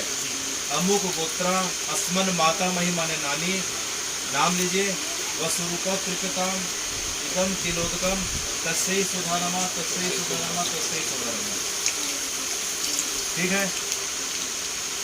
उसमें नाना, परनाना, वृद्ध नाना, नानी, परनानी, यानी 3-3 चल रहा है, 3-3 पीढ़ी का। तो द्वितीय गोत्र तर्पण हो गया।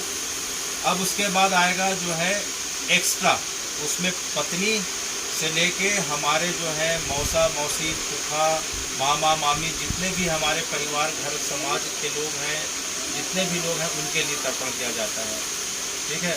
उसमें जो है 3 युक्त जल रहेगा, लेकिन जो है एक अंजलि देते हैं। कितना अंजलि देते हैं? एक अंजलि। जैसे मान लीजिए किसी के चाचा नहीं है, किसी के बड़े पिताजी नहीं है, किसी के मामा नहीं है, किसी के सास नहीं है, किसी के ससुर नहीं है, ये समझ में आ गया। तो ये बाकी अन्य उसमें आता है, इसमें कितना देना है? एक देना है, बाकी पूरा प्रोसेस वही रहेगा।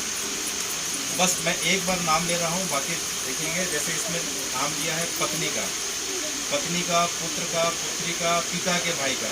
जैसे अधिकांश घर में क्या होता है कि पिता के छोटे भाई या बड़े भाई के चले जाता है। अमुक गोत्रा अस्मत् पितृव्या, पितृव्या माने पिताजी के भाई, ठीक है। अमुक शर्मा माने उनका नाम, वसुरूपस्त्रिपिताम इदम सलिलम जलम तस्मै स्वधा नमा। पिताजी के लिए एक बार, मामा जी के लिए, सगे भाई के लिए। किसी घर में जो है भाई, छोटा भाई बड़े भाई नहीं रहते हैं। अमुक गोत्रा अस्मद भ्राता माने भाई, अमुक शर्मा भाई का नाम, वसुरूप में ही रहेगा, वसुरूपस्त्रिपिताम इदम सलिलम जलम तस्मै स्वधा नमा। उसके बाद बुआ का आ गया, मौसी का आ गया, सगी बहन का आ गया, सौतेली बहन, सास ससुर, गुरु पत्नी, शिष्य, हमारे जितने भी मित्रगण हैं जिनका शरीर छूट चुका है, देखिए कितनी विराट भावना है। और सम्मानी पुरुष माने किसी अपने दोस्त या समाज में जो भी सम्मानी व्यक्ति चले गए हैं, जैसे मान लीजिए गौरी शंकर श्रीवास्तव सर नहीं है, उनके बच्चे भी नहीं हैं, उनके निमित्त कर सकते हैं, अपने किसी भी परिचित के पिताजी के निमित्त कर सकते हैं, किसी भी व्यक्ति के लिए कर सकते हैं। ये पार्वण ऐसा है, ये पार्वण ऐसा है। सम्मानी पुरुष आ गया ना, तो हम सम्मानी पुरुष के नाम पे हम जितने भी समाज के, राष्ट्र के, धरती के जितने भी जो पुरुष जो शरीर छोड़ चुके हैं उनके निमित्त करेंगे। तो एक बार कर दीजिए, पूरा हो जाएगा। अमुक गोत्रा, देखिए गोत्र पता नहीं है तो भगवान के गोत्र का नाम ले लेते हैं, अच्युत गोत्रा। भगवान का गोत्र क्या है? अच्युत। शरीर छूट गया, गोत्र पता नहीं है तो अच्युत गोत्र बोल सकते हैं। अच्युत गोत्रा अस्मात् आप्त पुरुषा माने सम्मानित पुरुष, अमुक शर्मा वसुरूपस्त्रिपिताम इदम सलिलम जलम तस्मै स्वधा नमा। तो इस धरती पे जितने भी लोग शरीर छोड़ चुके हैं उनके निमित्त हमने तर्पण कर दिया बात कर। ये विराट भावना है। इसके बाद सभ्य हो जाइए, माने बाएं कंधे में जनेऊ और आपका जो है ऊपर का वस्त्र आ जाएगा।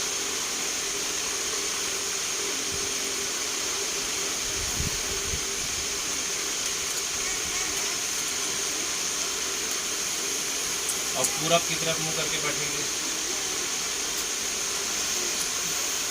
और देव तीर्थ से जल गिराएंगे। देव तीर्थ माने 4 उंगली से। अभी तक क्या था, अब देखिए विराट भावना और सूक्ष्म भावना हमारी परंपरा कितनी महान है कि अभी तक हम जो है देवता ऋषि और अपने पितरों के निमित्त कर रहे हैं। अब जो तर्पण जो होने जा रहा है किसके लिए होने जा रहा है, वो सुन के हमको कितना आश्चर्य होगा। अब जल गिराते जाइए, देव तीर्थ से जल गिराते जाइए पूरब की तरफ मुँह करके। देवता, असुर, यक्ष, नाग, गंधर्व, राक्षस, पिशाच, भूकक, सिद्ध, कुष्मांडक, वृक्ष वर्ग, पक्षी, जलचर, थलचर, नभचर पर रहने वाले समस्त जीव जंतु मेरे द्वारा दिए गए जल से तृप्त हैं। बताइए इतनी विराट भावना, तो ऐसी भावना किसी भी परंपरा में मिलेगी क्या? देवता, असुर, यक्ष, नाग, गंधर्व, राक्षस, पिशाच, भूकक, सिद्ध, कुष्मांडक, वृक्ष में रहने वाले पक्षी, जलचर, फलचर, नभचर समस्त जीव जंतु मेरे द्वारा दिए गए जल से तृप्त हो। उसके बाद और विराट भावना आ रही है कि फिर से अब सब होके अब दक्षिण की तरफ बैठ जाइए।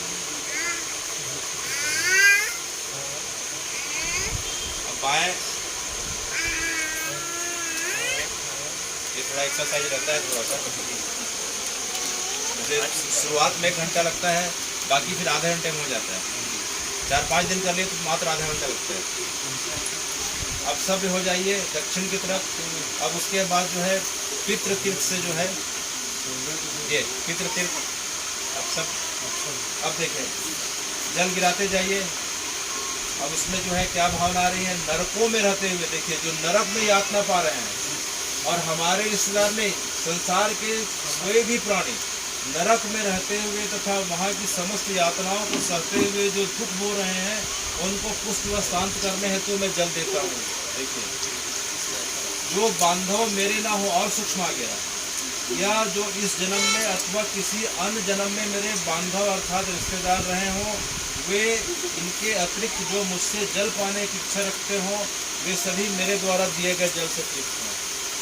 नरक में यातना पाने वाले जो मेरे रिश्तेदार हैं चाहे नहीं हैं, मैं सबके लिए जल देता हूँ। देखिए इतनी विराट और सूक्ष्म भावना है। इसके पश्चात मेरे कुल में जिनका पिंडा नहीं हुआ हो तथा जिनके पुत्र ना हो, वे भी सभी मेरे द्वारा दिए गए तिल युक्त जल से तृप्त हैं।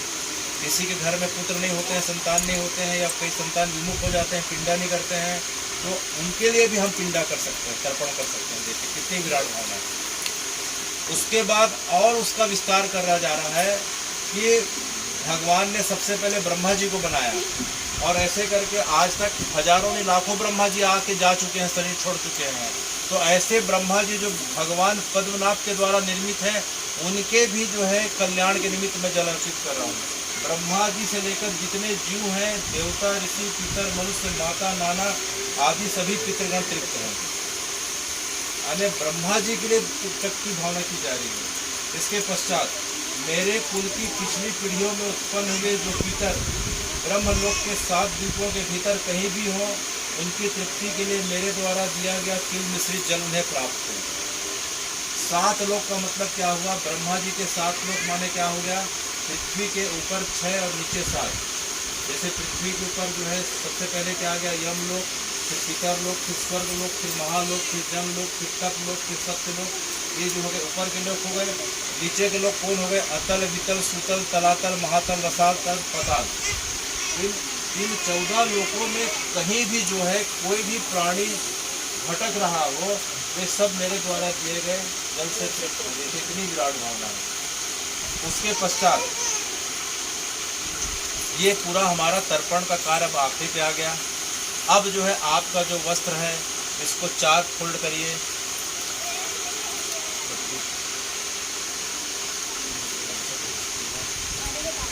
गमछे के एक भाग को 4 तह मोड़िए, उसमें 3 बार जल डालकर 4 भाग मोड़िए, मोड़ लिए।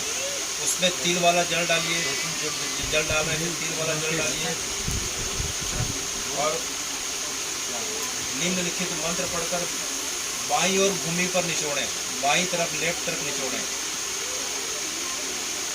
पहले पानी डालो, फिर एक अस्मात् पुण्य जाता पुत्र गोचरणों मृता ते गृहंतु माजता वस्त्र निष्कृत को तगम। जैसे हमारे घर कोई आता है, इसके पीछे क्या भावना है कैलाश भैया, हमारे घर कोई आता है तो पहले हम जल देते हैं, तो हमने जल दिया, बाहर तो इसका भोजन कराते हैं, फिर भोजन कराने वाले हैं उसका जाते समय कपड़ा लत्ता देते हैं ना, पहले देते थे ना, तो हमने वस्त्र प्रदान किया। हाँ हाँ ठीक है। कपड़े गृहंतु ते माने वे गृहंतु माने ग्रहण करें, नया दत्तम मेरे द्वारा दिए गए वस्त्र को। अब तर्पण का कार्य आखिरी आ रहा है, जलांजलि। तर्पण में दो भाग होता है, एक जल द्वारा तर्पण और उसके द्वारा हवि के द्वारा भोजन कराना। अब जल तर्पण आखिरी आ रहा है, तो जल के द्वारा तर्पण तब तक पूरा नहीं होता जब तक हम भीष्म पितामह के नाम पे तर्पण नहीं करते। किसके नाम पे? क्योंकि भीष्म पितामह अविवाहित थे और सबसे ज़्यादा तर्पण की विधि का वर्णन जो है सविस्तार भीष्म पितामह ने किया था शरीर छोड़ने के पहले कुरुक्षेत्र के मैदान में। तो भगवान जब भीष्म पितामह के पास जाते हैं तो भीष्म पितामह बोले, आपने मुझसे इतना पूछ लिया, मैंने पांचों पांडव, कुंती और द्रौपदी को बता दिया, लेकिन ये बताइए मेरी संतान नहीं है तो मेरा तर्पण कौन करेगा? आपको इतना पूछ तो लिए, लेकिन मेरा क्या होगा करके? तो भगवान बोलते हैं कि भीष्म पितामह आप बिल्कुल परेशान आप चिंता मत करें, इस पृथ्वी में जब तक जो है पितृ तर्पण के समय जब तक प्रत्येक व्यक्ति आखिरी में आपके नाम का तर्पण नहीं करेगा तब तक उसका तर्पण पूरी तरीके से मैं अर्पित स्वीकार नहीं करूँगा। तब आखिरी में हम जो है भीष्म पितामह के नाम पे तर्पण करने जा रहे हैं, तो तर्पण कार्य अभी तक पूरा हो जाएगा। दक्षिण दक्षिण हाँ हाँ, दक्षिण अपशब्द, वैसे ही ठीक है, अपशब्द शब्द अपशब्द जैसे थे वैसे ही, ठीक है। पितृ तीर्थ भी रहेगा और तिल मिश्रित जल रहेगा। भीष्म पितामह तो मनुष्य है, ठीक है। व्याघ्र पद गोत्राय सांग कृति प्रवाह गंगा पुत्राय विस्मय प्रत्याश हम तिलोत्तम पुत्राय ददाम शैलम विस्वरम। इसका समझ में नहीं आएगा तो जो है मैं भीष्म पितामह के लिए जल अर्पित करता हूँ, स्वीकार करूँगा। बाकी एक बार भीष्म पितामह के लिए, ठीक। इसका बीच का जो है ये बीच का मतलब जो अभी ये उसको नहीं करते हैं, आगे भीष्म पितामह लास्ट में आता ही है। ब्रह्मांड के सभी अज्ञात पितृ देवता ऐसा बोल के करते हैं। हाँ चल जाएगा। ब्रह्मांड के सभी अज्ञात पितृ देवता यम पितर जल, वो पूरी दिशा में जलचर नवचर ऐसा करके हम करते ही, उसमें पेड़ पौधों को भी गिन लेते हैं। सब आ गया ना उसमें, तो अपन आज विधि कर रहे हैं, एक किताब से बड़ा आसान हो जाता है। इसको आप एक दो बार करेंगे ना तो इसका शॉर्टकट अपने आप बनने लग जाएगा।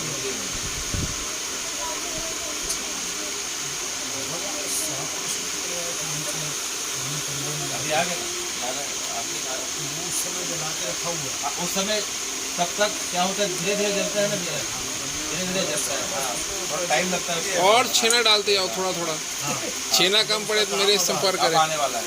अब उसके बाद हम सूर्य देवता को क्या करेंगे, आचमन करेंगे, पूरब की तरफ बैठ के सभ्य हो जाएंगे और सूर्य देवता को जो है अर्घ देंगे। नमस्ते विष्णु ब्रह्मण भास्वते विष्णु तेजसे जगह सावित्री सूर्य सवित्री कर्मदानम सूर्याय नमः। अने सूर्य देवता को नमस्कार करना है। बैठे रहो बस, पूरब की तरफ मुँह करके सूर्य देवता को जो है अर्घ देना है, नमस्कार करना है, ठीक है। इसके पश्चात जो है एक जो प्रश्न आया था दादाजी जो कल जो चर्चा हुई थी कि पितर पक्ष के समय जो है हमें भागवत जी का मूल पाठ कराना चाहिए कि नहीं। पितर पक्ष के समय हम पिता जी का पाठ कराएं कि नहीं करें। कोई फिलहाल जो है अगर हम पितृ तर्पण अच्छा से कर लेते हैं सविधि, उसमें पूरा आ जाता है। क्यों? क्योंकि इसका प्रमाण देखिए। अब जो है इसको सब लोग बोलेंगे, इस लाइन को सब लोग बोलेंगे। देखिए पहले सब लोग बोलेंगे पितर पक्ष हमें जलांजलि का आखिरी भाग आ गया। अनेन अनेन यथाशक्ति कृतेन देव ऋषि मनुष्य पितृतर्पेण आख्येन कर्मणा भगवान पितृस्वरूपी जनार्दन वासुदेव प्रियताम न मम। ओम तत्सत ब्रह्मार्पणमस्तु। ओम विष्णवे नमः। इसका मतलब यह हुआ कि मैंने अपने यथा सामर्थ्य और श्रद्धा के अनुरूप जो है जनार्दन वासुदेव को पितर देवता और मनुष्य के रूप में तर्पण किया हूँ, इसे स्वीकार करो। या फिर जो मैं देवता मनुष्य और पितरों के लिए जो तर्पण कर रहा हूँ वो साक्षात जो है भगवान बोल रहे हैं कि मैं इसे जो है जनार्दन वासुदेव के रूप में स्वीकार कर रहा हूँ। तो जो पितृ तर्पण करता है सविधि और भाव के साथ, उस तर्पण को साक्षात भगवान स्वयं जनार्दन वासुदेव के रूप में स्वीकार करके प्रसन्न हो रहे हैं। इसलिए अलग से भागवत जी का मूल पाठ या गीता जी का पाठ करने की आवश्यकता नहीं है। क्यों? क्योंकि पितृ भगवान के रूप में जनार्दन वासुदेव यहाँ खुद बैठे हैं। जनार्दन वासुदेव प्रीताम न मना, मैंने यथा संभव यथाशक्ति जो देव ऋषि मनुष्य पितृ तर्पण किया, उसका जो फल स्वरूप में जो है भगवान जो है मेरे पितृ देवता के रूप में स्वयं जनार्दन वासुदेव मेरे पास उपस्थित होकर ग्रहण करे हैं, मैं उनको नमस्कार करता हूँ। इसमें भगवान खुद बोल रहे हैं कि जो व्यक्ति जो है भाव के साथ तर्पण करता है, मैं स्वयं उसके घर में जो है पितृ देवता के रूप में जनार्दन वासुदेव के भाव को ग्रहण करके आशीर्वाद कुछ करने की जरूरत नहीं, किसी को करने। ठीक है, तो जलांजलि पूरी हो गई। अब इसके बाद क्या है, हम किसी को जल देने के बाद क्या कराते हैं, भोजन कराते हैं। तो पितरों का जो भोजन जो होता है, हम हवन में जो है हवी डालते हैं। हवन में क्या क्या सामग्री होती है, गोबर का कंडा, गाय की घी, गुड़, तिल, जौ। उसके बाद देवताओं को जो है खीर पूरी डालनी पड़ती है। और पितर पक्ष का समय पितरों के लिए बड़ा रहता है, उड़द का बड़ा, तो खीर पूरी और बड़ा क्या हो गया, खीर पूरी और बड़ा। ठीक है, तो सबसे पहले हम देवताओं को जो है 5 भाग निकालेंगे, उसके पश्चात पितरों के लिए 5 भाग निकालेंगे। ठीक है, तो जो है देवताओं के लिए जब हम निकालेंगे तो क्या करेंगे, पूरब की तरफ बैठेंगे, वही प्रोसेस है, पूरब की तरफ मुँह करके बैठेंगे। उसके बाद फिर क्या करेंगे कि छेने में जो है 5 बार आहुति देंगे। ओम ब्रह्मणे स्वाहा, ओम प्रजापति स्वाहा, ओम अग्निनाभ्ये स्वाहा, ओम कश्यपाय स्वाहा, ओम अनुमते स्वाहा। ये देवताओं को हो गया। अब हम जनेऊ को अपसव्य करके जैसे भी करे थे, अब दक्षिण की तरफ करेंगे और पितरों को देंगे, क्योंकि देवताओं का हो गया, पितरों का हो गया। ओम पितृभ्यः नमः, ओम पितामहेभ्यः स्वधा नमः। उनके लिए हम देवताओं के लिए स्वाहा बोलते हैं, देखिए अभी, और पितरों के लिए सुधा बोलते हैं। ओम पितृभ्यः सुधा नमः, ओम पितामहेभ्यः सुधा नमः, ओम प्रपितामहेभ्यः सुधा नमः, ओम मातृमहेभ्यः सुधा नमः, ओम पितामहेभ्यः सुधा नमः, ओम प्रपितामहेभ्यः सुधा नमः, ओम मातामहेभ्यः सपत्नीक सुधा नमः। इसमें जो है स्वगोत्र, द्वितीय गोत्र और सपत्नीक अन्य गोत्र सभी आ गए। ठीक है, इसके बाद जो है हम पंचबलि देते हैं आखिरी में, जिनके बिना जो है हमारा अस्तित्व हो ही नहीं सकता है। माने 5 ग्रास निकालते हैं, 5 पत्ते निकाल लिए, 5 पत्तल निकाल लिए, गौ माता के लिए ग्रास निकाल लिए, स्वान अर्थात कुत्ते के लिए निकाल लिए, चींटी के निकाल लिए, कौवे के लिए निकाल लिए और देवताओं के लिए निकाल लिए, और जाके छत में छोड़ दिया, खुली जगह में छोड़ दिया। ये पूरा पितृ तर्पण हो गया। आखिरी में 5 बलि होती है।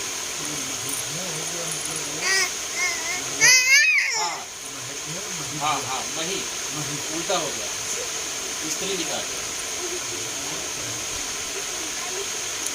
जैसे, हाँ पिता, हाँ दादा परदादा परदादा, दादी परदादी नानी परनानी, ऐसा करके आ गया।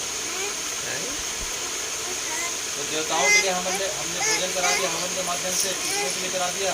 उसके बाद आखिरी में जो है हमने पंचबलि के माध्यम से 5 ग्रास निकाल दिए। देवताओं के लिए ग्रास हो गया, गौ माता के लिए हो गया, स्वान के लिए हो गया, कौवे के लिए हो गया, चींटी। तो ये पूरा हमारा तर्पण का कार्य पूरा हो गया। उसके पश्चात जो है तर्पण का कार्य पूरा करने के पश्चात जो है हमको जो है कम से कम 3 बार या 11 बार जो है पितृ गायत्री मंत्र का जाप करके पूजा करना है। उतारने के बाद तर्पण के जल को पहले क्या करना है, भूमि और माथे पे लगाना है। तर्पण का जो जल है पवित्र जल है, भूमि और माथे पे लगाना है, कुसा को उतारना है। ठीक है, अंगूछे को अपना नॉर्मल रख देना है। उसके बाद जो है पितृ गायत्री का 3 बार या 11 बार पाठ करना है।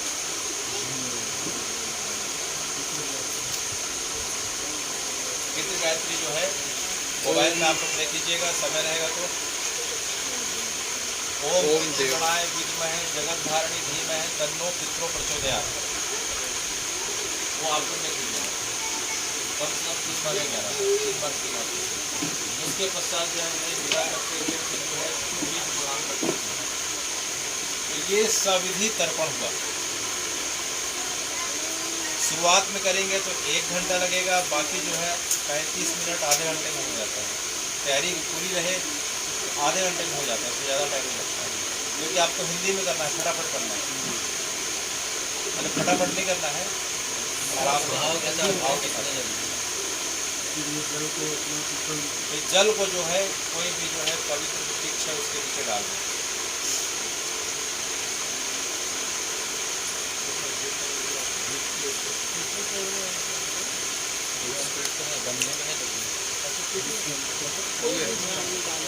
कोई पेड़ में अब इसके बाद हम सबका